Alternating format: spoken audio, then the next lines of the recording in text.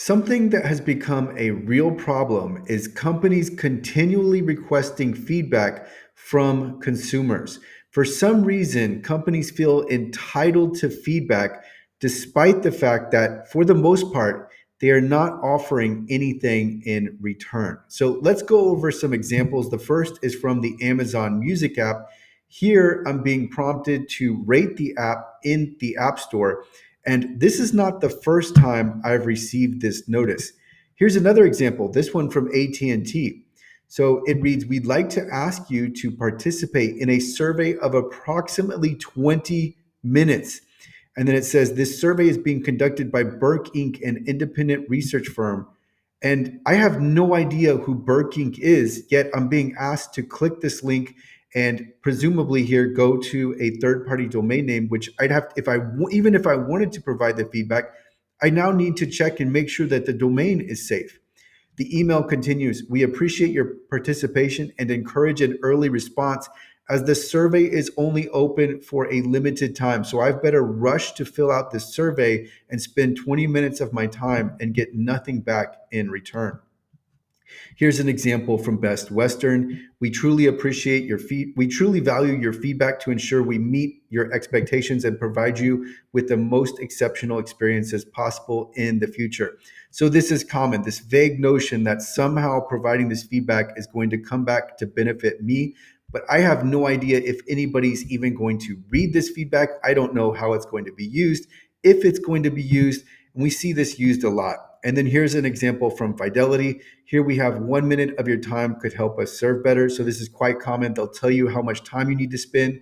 But when you start to look at this in the aggregate, the time really starts adding up. So even if it is just a minute, this really becomes a burden on consumers. Here we have a 3-minute survey from Gemini. So Gemini is the crypto exchange. So again, asking for more of your time. Because one problem here, it's not just one company. This is a common practice.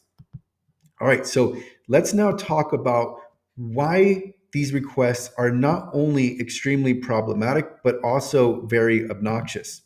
So the first reason here is you're, as a company, you're not owed anything because I purchased from you.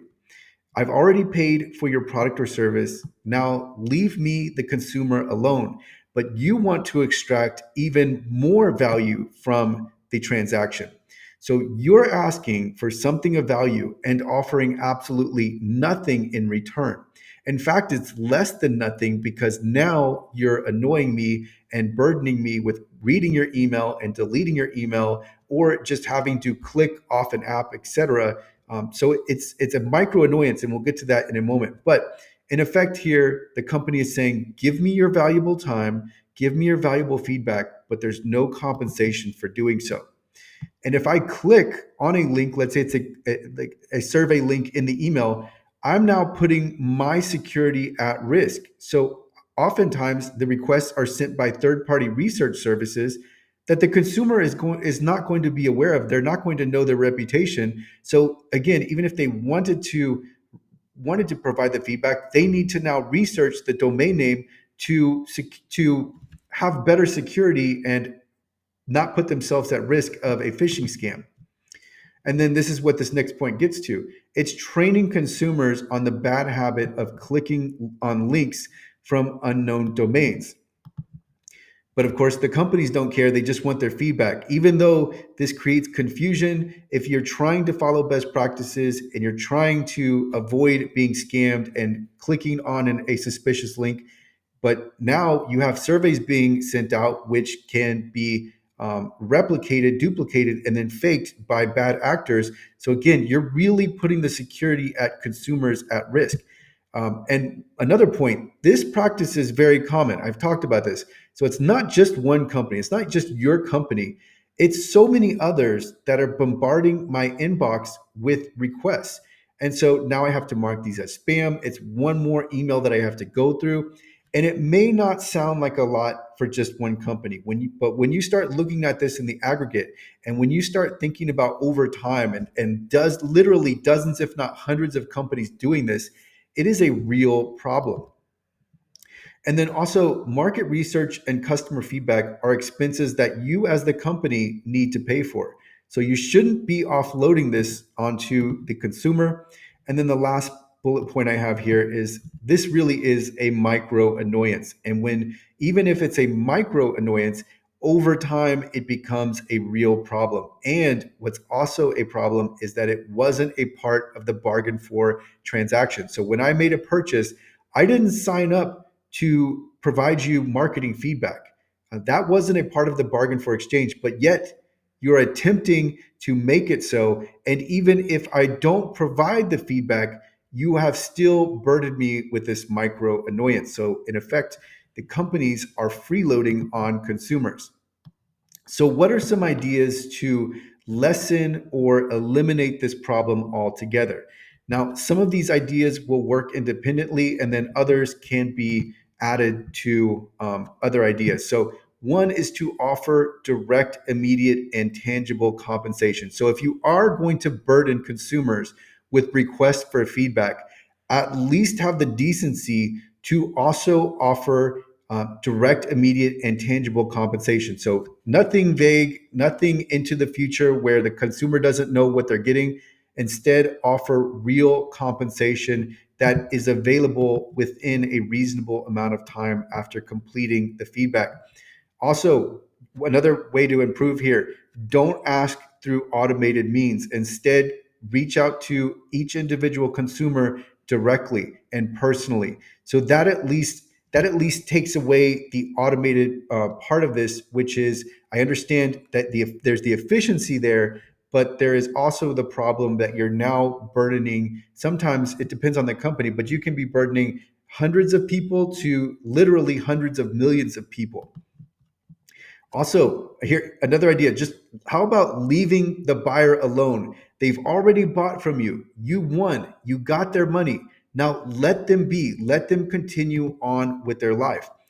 Another possibility, show what differences that have actually resulted from feedback you have received. What you saw with a lot of those emails, or I think I had four emails, but what you saw was there was this vague notion that the consumer is going to make a difference by providing feedback. How does the consumer know that they're actually making a difference? So one minor improvement could be showing what differences have actually come from customer feedback. Also, offer to make changes as a result of certain feedback. So if you really want to get feedback, if you offer on given certain feedback, right? And I don't know what that would be. It would depend on the company. But if you offer to make a real change, if there is X or Y that makes a difference and the consumer says that they want this change, then that would prompt even myself to provide feedback if I know that a as a result of me providing this feedback, there is going to be real change that's going to benefit me. And then another suggestion is to ask once and then just leave the consumer alone. With the Amazon app, I have been prompted to provide a rating multiple times. And of course, with the surveys, they really don't stop. I continually get them. So if you are going to engage in this practice, try it once, you get one try, and then you need to stop. And then the last bullet point I have here is to feature a feedback mechanism on your website for those who are interested. So this way, if someone really does want to provide feedback, then you have made that known and available on your website so that someone can do so. And this doesn't, and this way you don't burden every single customer on or customer for your product or service. So this is a real problem, and I think that obviously the digital world has made way for this, and then through automation, companies have really started to leverage in or really started to engage in some bad practices, and they're burdening the consumer. And so even if it is just one email, let's just say it's one email that's sent out once a month. Well, that's one more email, and that's one more deletion or one more marked as spam. And then it's also filling up the inbox. So it creates, right, that's going to cloud your mind, even if it's just one email. Everything that comes into our environment is something that we have to process.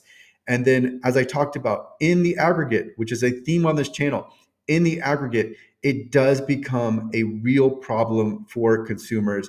And so That's why I find this problematic and obnoxious on the part of these companies that continually engage in requesting for feedback. This is something that is outside of the bargain for transaction, and it's something that you as the company need to pay for.